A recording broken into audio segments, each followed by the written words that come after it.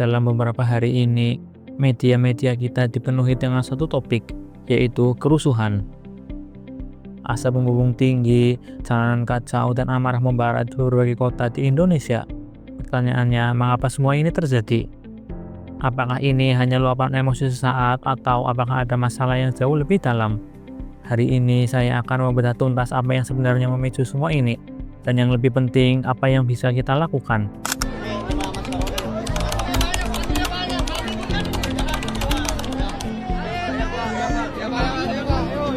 Percikan api pertama datang dari sebuah kebijakan yang membuat rakyat geleng-geleng kepala.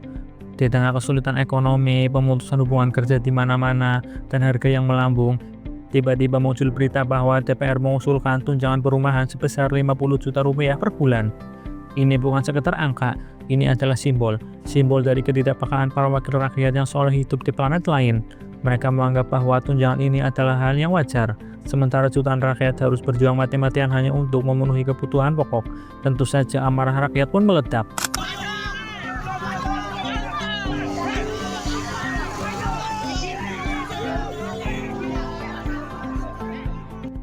Jika tunjangan adalah percikan, maka pernyataan kontroversial dari berbagai pejabat adalah bensinnya.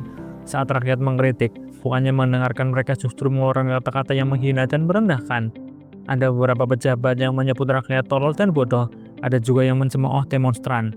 Silahkan kritik mau ngapain aja boleh, tapi jangan mencaci maki berlebihan. Itu karena merusak mental manusia. Yang begitu adalah mental orang tertolol sedunia. Catat nih, orang yang cuman mental bilang bubarin DPR, itulah orang tolol sedunia.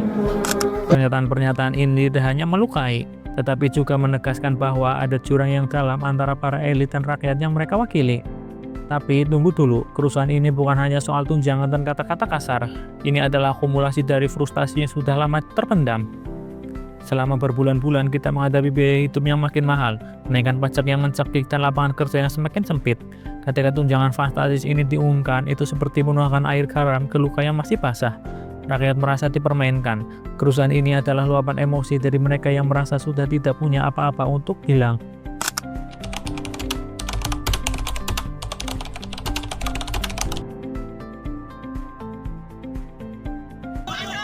Lalu, apa solusinya? Apakah kita harus terus-menerus terjebak dalam lingkaran amarah ini?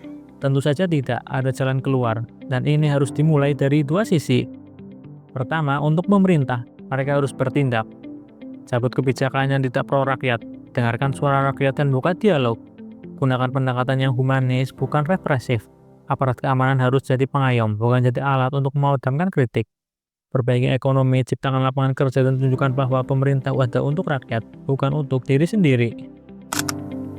Atas nama seluruh anggota dan pimpinan DPR RI, kami meminta maaf apabila belum sepenuhnya dapat menjalankan tugas kami sebagai wakil rakyat. Kedua, untuk kita masyarakat, kita punya peran penting. Jangan biarkan emosi mengambil alih. Hindari area kerusuhan, jangan terprovokasi. Cek setiap informasi sebelum menyebarkannya. Tujuannya adalah untuk menyampaikan aspirasi, bukan untuk merusak. Mari kita tunjukkan bahwa Indonesia adalah bangsa yang cerdas.